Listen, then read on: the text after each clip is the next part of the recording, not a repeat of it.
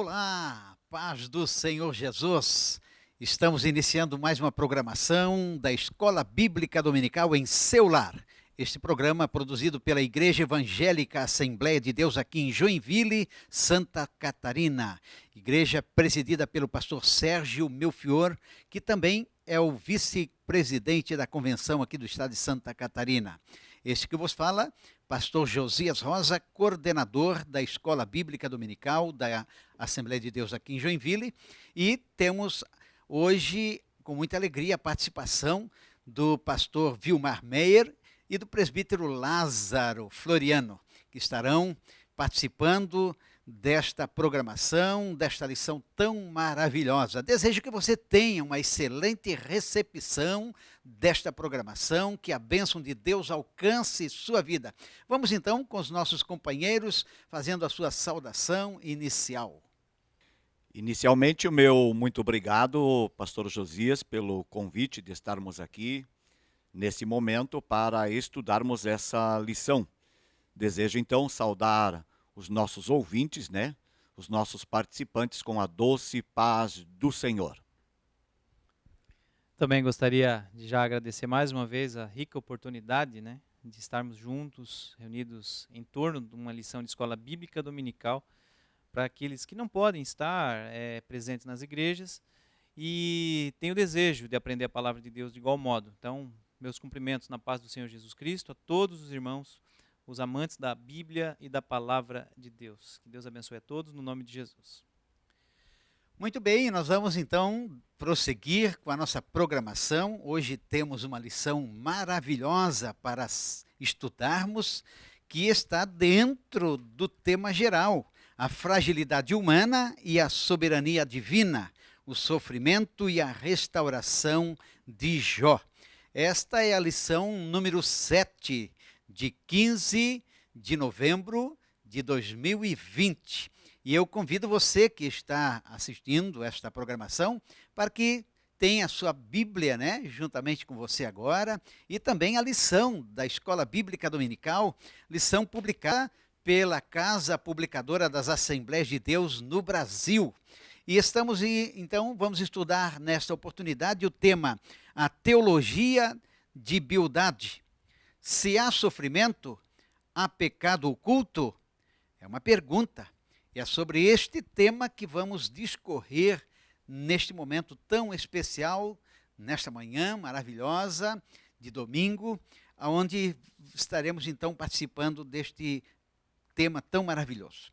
O nosso texto áureo está em Jó, capítulo 4, versículo 7 e o versículo 8, onde nos diz assim: se teus filhos pecaram contra ele, também ele os lançou na mão da sua transgressão. Jó capítulo 4, versículo 7 e 8. Já a nossa verdade prática nos diz o seguinte: a existência do sofrimento não quer dizer que haja pecado oculto. Importante isso, E é sobre isso que nós vamos trabalhar. Então, é muito importante a gente saber que nem toda a questão de sofrimento é causado por um pecado individual da pessoa que está sofrendo. Nós não temos o direito de fazer pré-julgamento. Então é sobre esse tema que vamos trabalhar. A nossa lição, nosso texto básico, que é lido em classe com os alunos nas aulas presenciais, está no livro então de Jó, capítulo 8, versículo 1 ao 4, Jó capítulo 18, versículo 1 ao 4 também, e Jó capítulo 25, versículo de 1 a 6. Nós não vamos neste momento fazer essa leitura, mas você pode fazer essa leitura aí na tua casa, no teu lar, mas nós vamos trabalhar alguns tópicos que é muito importante da nossa lição.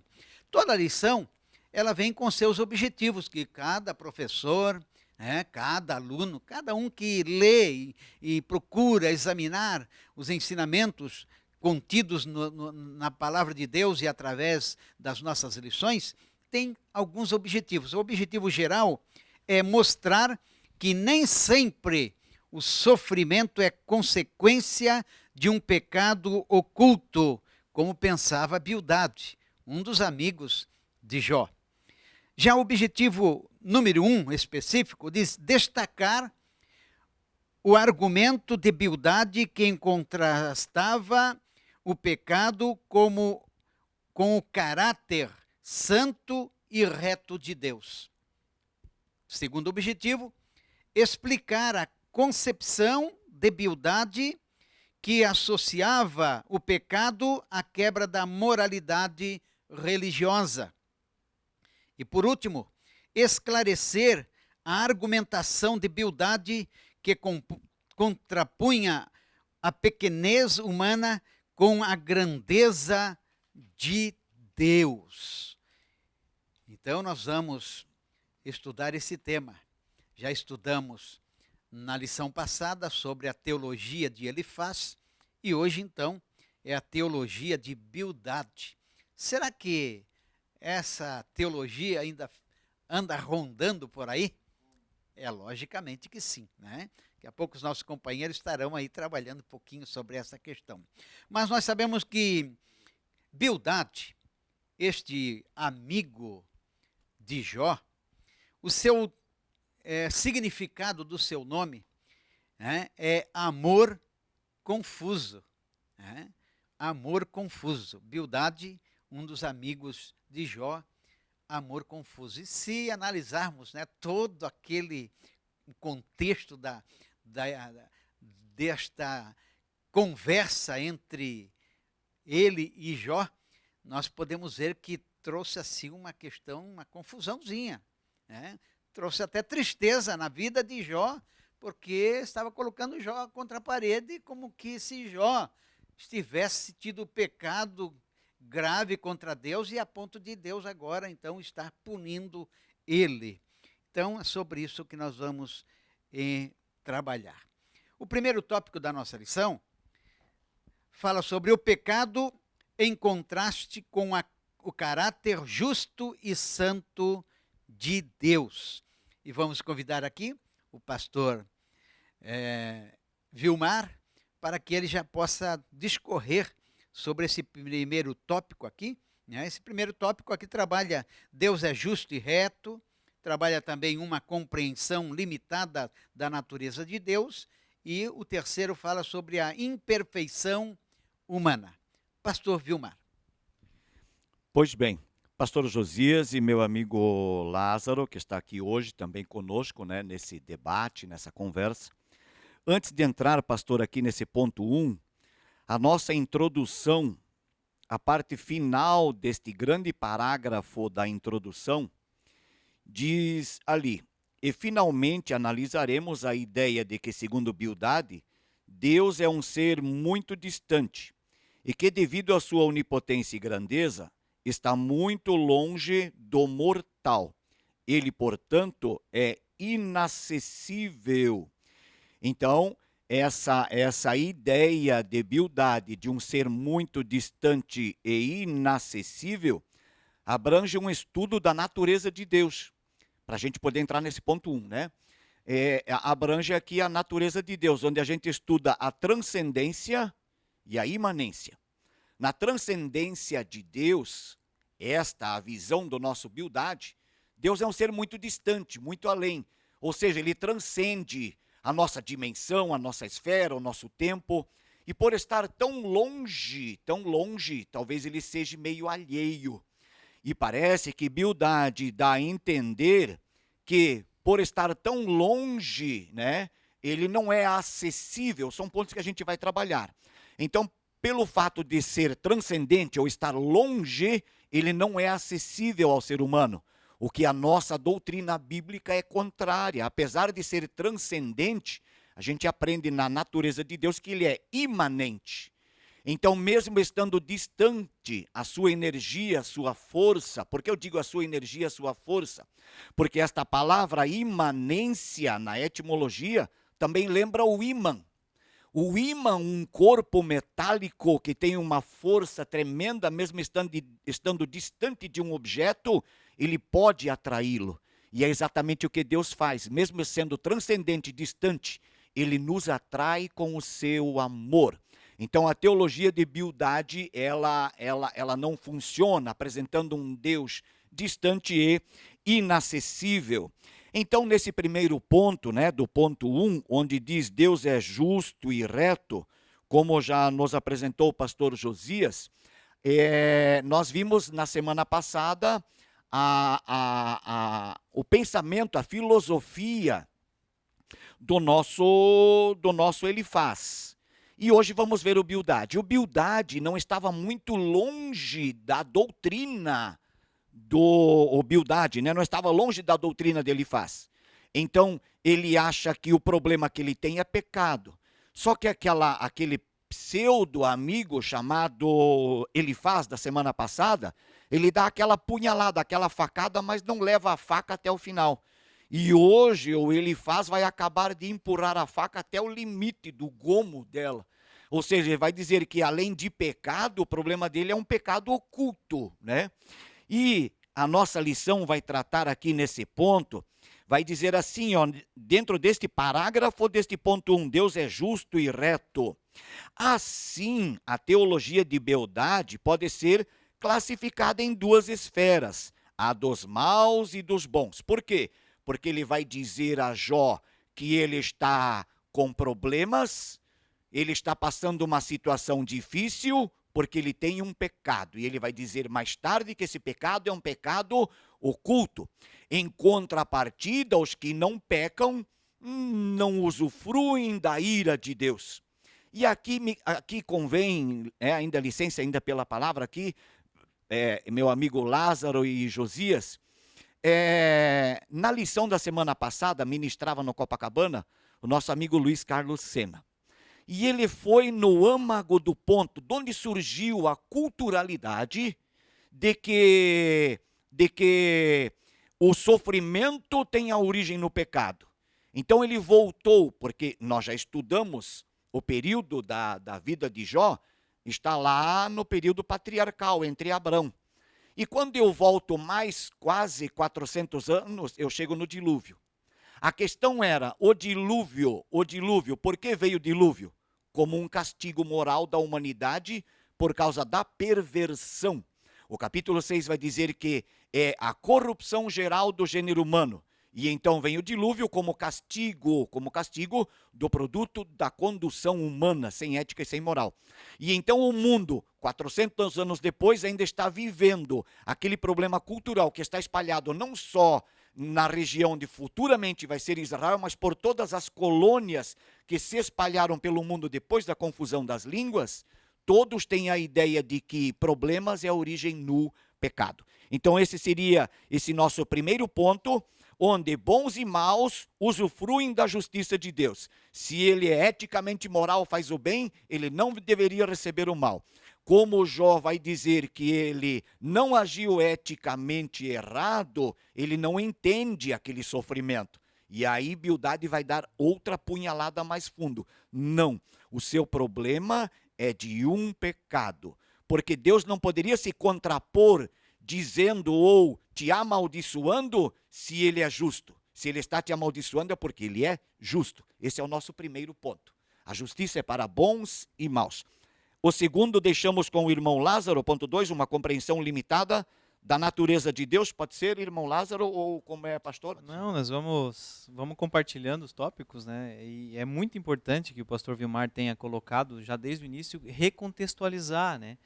Eu acho isso muito válido e importante, porque a gente não pode perder o olhar de onde estamos dentro da lição, o contexto. Então eu havia colocado também, eu fui um pouco mais sutil, e foi muito bem colocado que a questão do dilúvio coloca em prova as questões da relação espiritual do homem para com Deus, mas havia também semeado já em alguns termos, e isso vai ser colocado em Moisés mais à frente, as questões de justiça horizontal, que estão muito ligadas à nossa perspectiva de justiça, que é humana, né? Nós esperamos uma retribuição para os maus. Então você vai ver em outros contextos, até em outras culturas, né, o Código de Hammurabi e as leis de Italião, olho por olho e dente por dente. A própria lei de Moisés, no início, ela vai ter a retribuição imediata de algumas aflições.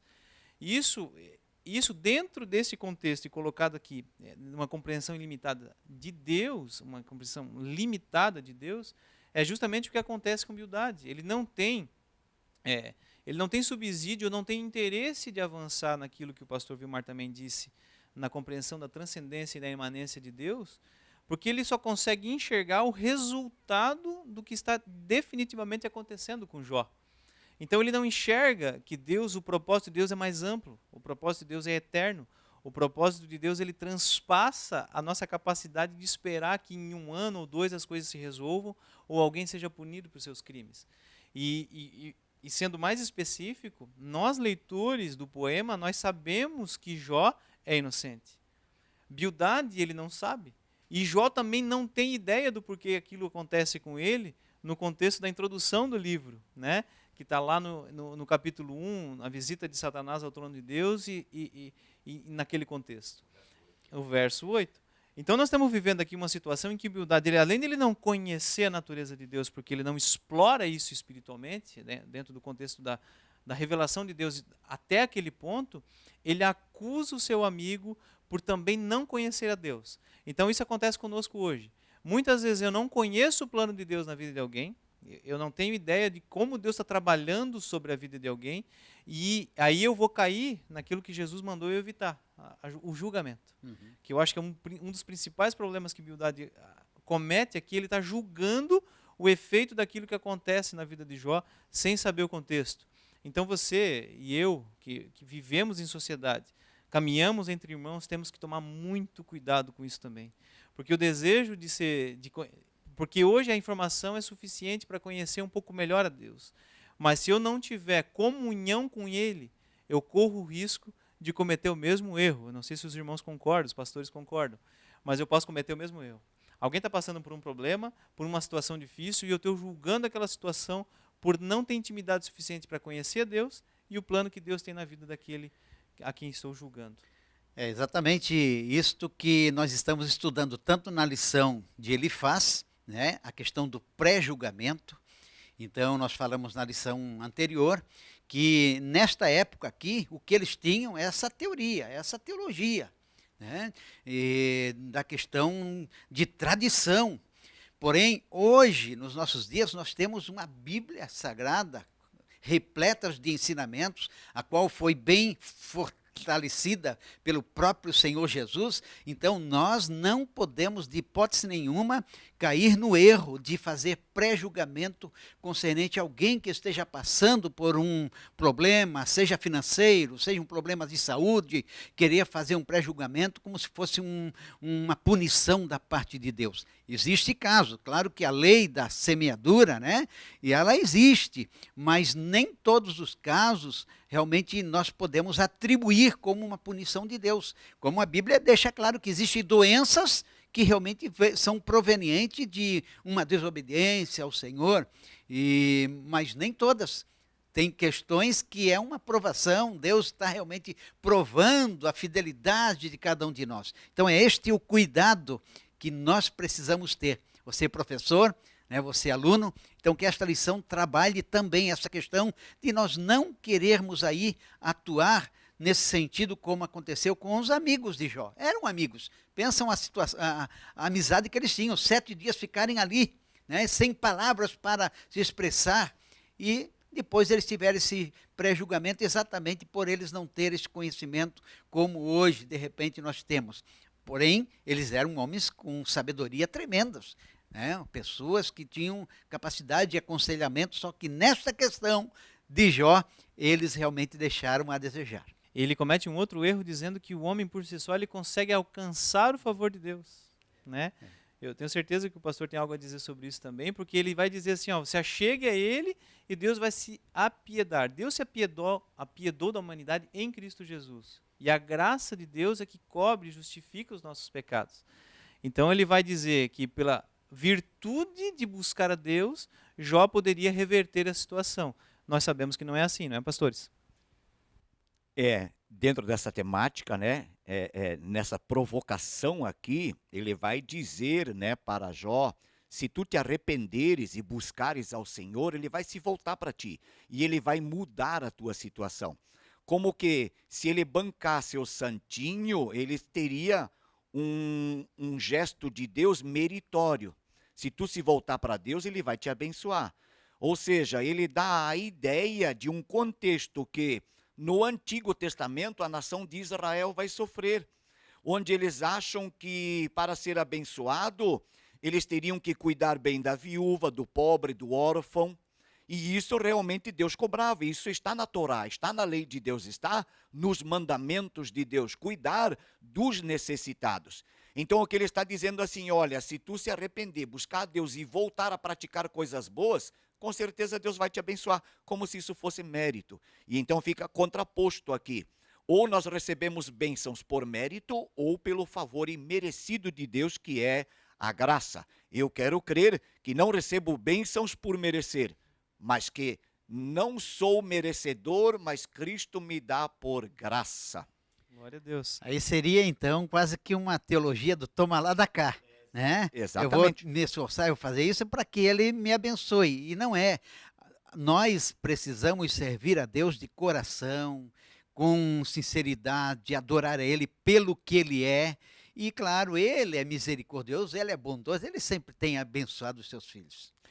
Pastor Josias, isso é tão certo que no Novo Testamento isso ainda estava tão impregnado no povo de Israel e os gentios também, que Paulo vai ter que escrever cartas para orientar que a salvação não é por obras, mas é pela graça. E Paulo vai escrever isso aos Gálatas, aos Coríntios, aos Romanos, mostrando que a salvação é pela graça, não é meritória, é favor imerecido que Deus nos concede. Isso, porque ele finaliza o primeiro tópico dizendo que falando da imperfeição humana. Cristo veio ao mundo justamente por causa da nossa imperfeição, da nossa incapacidade de se colocar em patamares espirituais em que Deus pudesse olhar virtude no homem. Isso causa escândalo a muitos hoje do evangelho da supremacia humana, né? Existe um evangelho hoje humanista, em grau elevado, que diz que o homem é semideus, é quase como se ele merecesse tudo de Deus. E nós sabemos que essa correlação entre a nossa vida social e o nosso comportamento espiritual é um mistério muito mais profundo do que alguns tentam ilustrar em simples palavras. A relação que nós temos com a sociedade, a nossa condição psicológica e a nossa vida espiritual, ela vai muito mais além do que simples regras de comportamento. O amor de Deus ele é infinito a ponto de nos perdoar pelas intenções do nosso coração. E é isso que Jesus ensinou, e é isso que o primeiro tópico ensina também. Finaliza dizendo que nós somos imperfeitos, mas somos perfeitos em Cristo Jesus ao aceitá-lo. E nós vamos agora para o segundo tópico aqui, onde diz o pecado visto como quebra da moralidade tradicional. Moralismo por tradição e também a subversão da ordem moral. E ainda o terceiro ponto deste segundo tópico, contemplando a cruz. Vamos sobre esse assunto, pastor Vilmar? Então, nesse item 2, já o próprio tema, o título do ponto 1, moralismo por tradição, quando a gente estuda essa palavra moral em paralelo com outros sinônimos, a ética ela fala de comportamento do ser humano. A ética de uma pessoa pode ser boa ou pode ser má. Quando uma pessoa é má, costuma-se dizer, essa pessoa não tem ética. Não, ela tem ética, mas a ética dela é corrompida. Então, a pessoa, dentro da moral e da ética, ela pode agir assim, certo ou errada, não por um sentimento interior, como o pastor Josias havia colocado anteriormente, e o nosso amigo Lázaro também colocou, que é uma questão de conscientização. Então, Deus, por amor ao ser humano, ele olha o ser humano, logicamente, não como um ser perfeito, porque ainda aprendemos na Escritura que, ainda que o homem seja infiel, Deus permanece fiel, porque isto é da natureza dele. Mas Deus, em contrapartida, gostaria que nós também fôssemos fiéis, mas fiéis por uma questão de consciência, não por tradição, não um moralismo que, né, por exemplo, o povo de Israel nos dias do Novo Testamento, Jesus censura rigorosamente os fariseus. Eles haviam adicionado tradições à lei de Moisés que não estavam nas Escrituras. Então Jesus diz, vocês estão mais preocupados com tradições de homens, é a palavra, então não era a tradição da Escritura, preceitos de lavar as mãos, limpar o copo, porque isso não estava nas Escrituras, né? Vocês estão mais preocupados com essas coisas do que com o amor verdadeiro à Escritura. Então nós servimos a Deus, procuramos ser moralmente corretos, ser eticamente corretos, não porque isso é uma tradição, ou porque se eu na minha congregação Copacabana ou no campo de Joinville, eu tenho que me cuidar, porque senão o que é que eles vão falar de mim? Isso seria uma questão moral de tradição, porque eu não estou fazendo ou cuidando da minha imagem porque temo a Deus, é porque temo as pessoas. Não, as pessoas não devem ser temidas, Deus deve ser temido. E então fica a questão, nesse ponto 1, moralismo por tradição. Eu sempre digo nas congregações, eu não me preocupo com o que as pessoas pensam a meu respeito, dizem a meu respeito. Me preocupo sim com o que Jesus pensa a meu respeito. E nesse ponto, Jó estava tranquilo, porque começa o livro de Jó, onde Deus está testemunhando dele. Você viu na terra um homem sincero, temente a Deus e se afasta do mal? É aí o testemunho. Como Deus nos vê, moralmente corretos por tradição ou por coração? Tem muito a ver com os mandamentos que Jesus resumiu, né? Amarás a Deus sobre todas as coisas. O princípio começa ali, porque os homens devem ser respeitados, né? Temidos, o temor com T maiúsculo é só para Deus. E o que o pastor falava, né, em Marcos 7:13, dizendo assim, vocês invalidais as leis de Deus por causa das vossas tradições. Então isso vai se perpetuar ao longo de milênios. E algumas pessoas não conseguem se livrar desses contextos, elas continuam pensando isso. E o ponto 2, ele vai dizer assim, a subversão dessa ordem moral. Existe uma força que impulsiona as pessoas a subverterem os seus comportamentos por motivos errados. Elas não entendem os motivos pelos quais elas devem fazer as coisas como Deus instruiu. Mas existe sim um compromisso universal de algumas leis que Deus implantou e são consumadas em Cristo. O estudante da Bíblia, em nenhum contexto, ele pode fugir disso. Tudo aquilo que Deus implantou como norma de benefício de comportamento, ele se consuma em Cristo Jesus, que é o suprassumo do amor de Deus consumado no Calvário. Por quê? Porque Jesus venceu pelo amor. Ele não precisou vencer pelas armas, ele não venceu pelas guerras, nem por nenhum tipo de revolução, ou pela tomada do poder. Ele vence cumprindo à risca o amor de Deus, que é a lei, né? Então ele vai ao Calvário para cumprir esta lei. E alguns estudiosos ao longo da história, né, eu lembro de Charles Finney, ele escreve a Teologia Sistemática dizendo dele que ele anexa essa lei moral de Deus não a uma ordem de Deus, mas a uma necessidade. Ela é necessária para que as coisas se mantenham no lugar e para que a justiça, no fundo, se consuma. A justiça de Deus, ela precisa ser consumada no final do plano. E é outra coisa que nós não entendemos. Nós queremos, eu já falei, né, nós queremos a justiça agora, pelas recompensas ou pelas punições materiais visíveis aos nossos olhos. É o imediatismo, né? Queremos que seja agora. E ela seja visível, aí sim, para todo o universo criado, que Deus é justo, Ele é bom e Ele nos ama. Agora vamos para o terceiro tópico aqui, o terceiro ponto, né, desse aqui, onde fala sobre contemplando a cruz, né?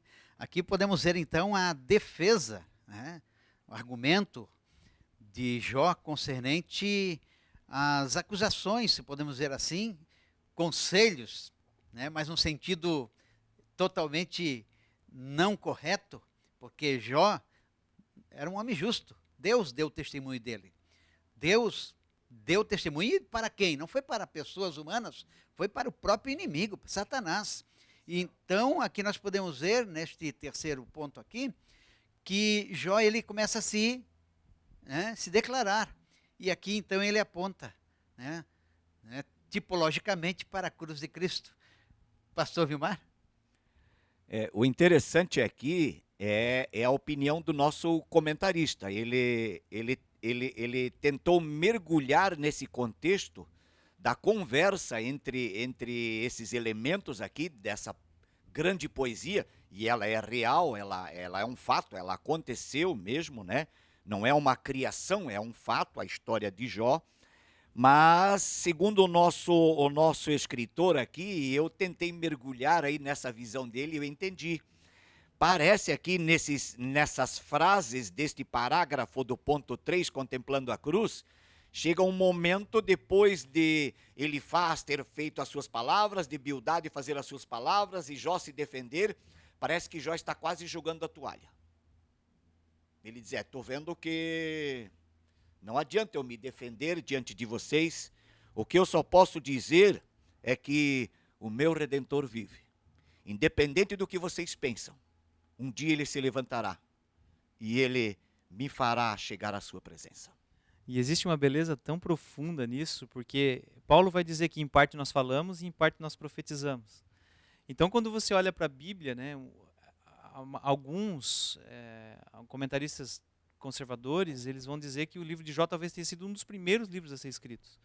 Então, nos primórdios da compreensão de Deus e da caminhada da igreja e do reino de Israel, você vai ver o próprio Jó olhando para a cruz do Calvário antes de Moisés, antes de todos os outros. Ele enxerga o Redentor. E o Redentor é Cristo. Ele sabia, como muito bem o pastor Vilmar falou, que se não havia justificativa, ele havia conhecido no seu sofrimento alguém que poderia justificá-lo. E é o meu Jesus e o teu Jesus. Talvez na visão dele, talvez ele não tinha esperança de voltar a ter saúde, mas ele sabia o quê? Da eternidade. Então, na eternidade, ele estaria sendo realmente julgado pelo justo juiz, em que aquelas palavras dos seus amigos cairiam por terra. Eu creio que foi talvez o pensamento, né, dele nesse sentido, através dessa poesia. Vamos para o nosso terceiro tópico, o pecado em contraste com a majestade de Deus. Presbítero Lázaro, vamos lá. Ele vai posicionar agora, né, em termos de contexto mais amplo, pegando todas as falas de Bildade, ele acerta em alguns pontos dizendo sobre a grandeza de Deus. O pastor já falou aqui, nós não vamos retornar sobre a transcendência, a imanência e os outros atributos de Deus, mas ele consegue enxergar quem Deus é, mesmo em termos limitados. A questão é que nós vamos precisar resgatar um contexto do início da aula, que é a inacessibilidade de Deus. Amados, uma doutrina vinculada à outra.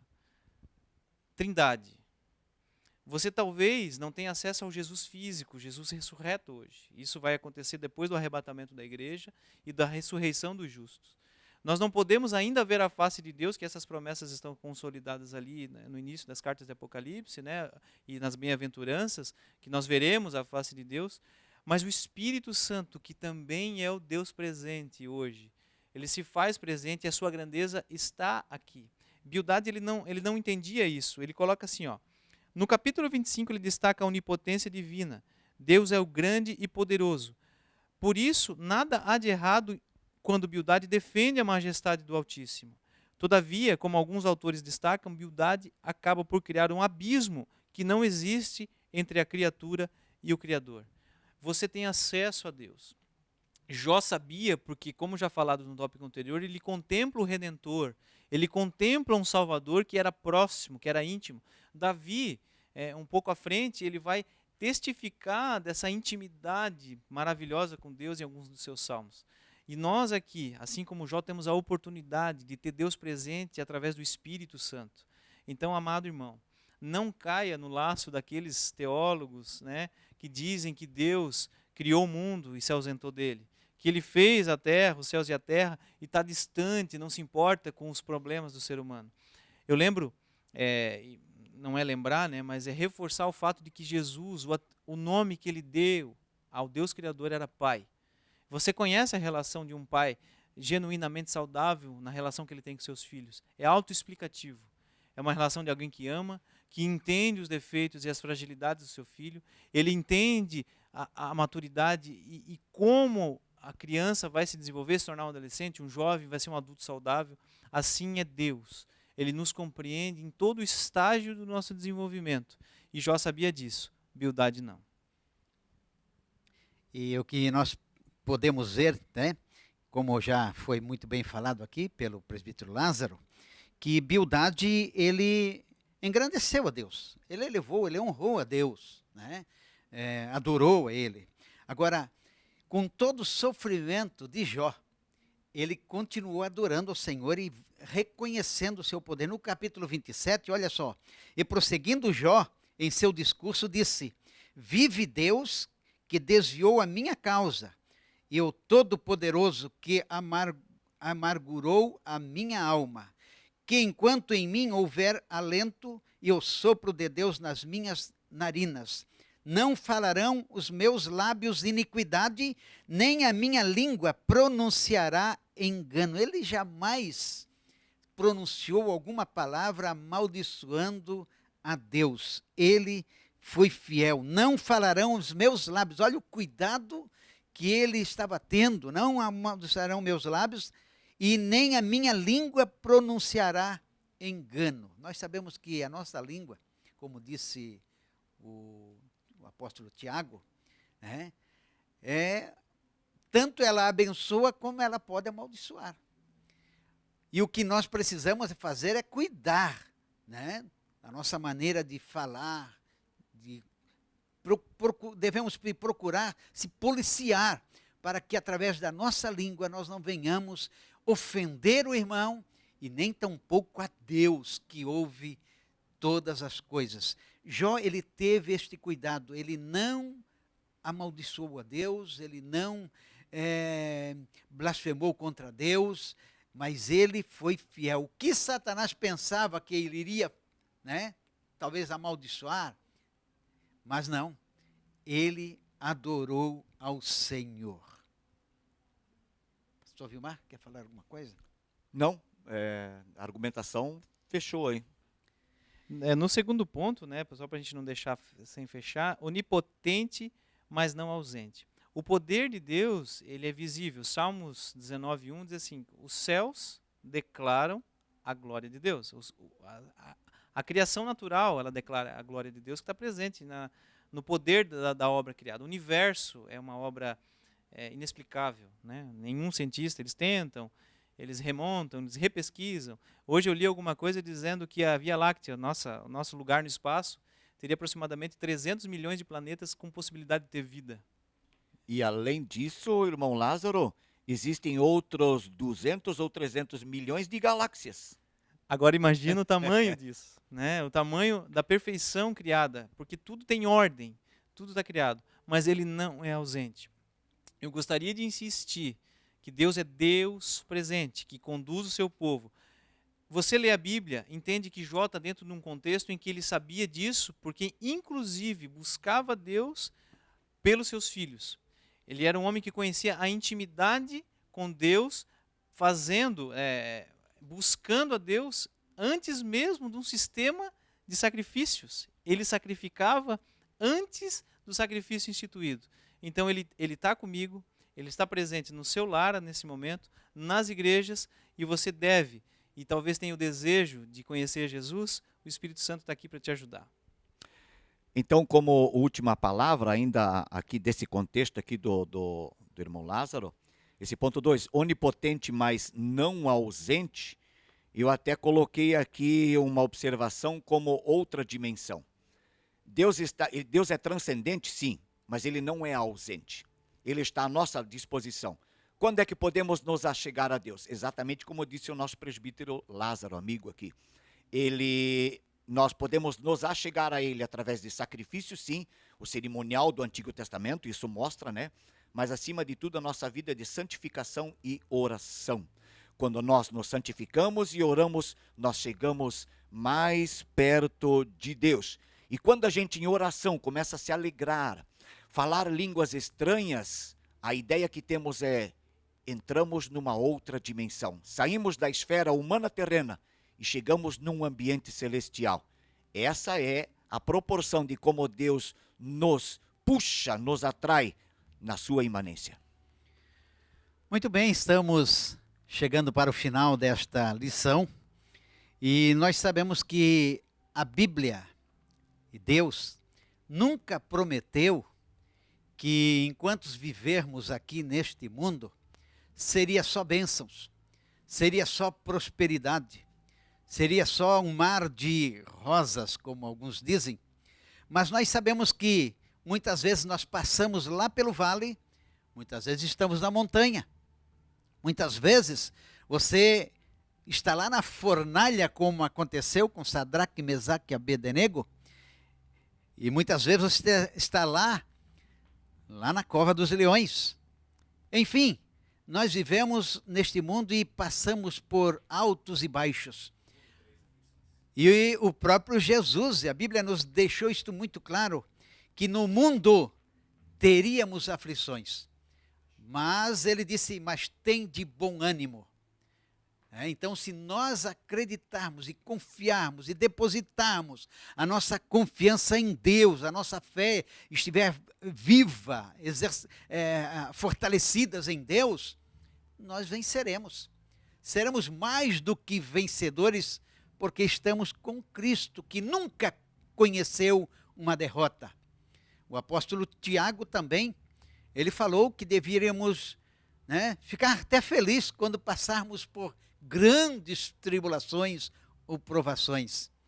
O apóstolo Paulo disse que o que Deus tem preparado para nós não se pode comparar com a grandiosidade que existe neste mundo.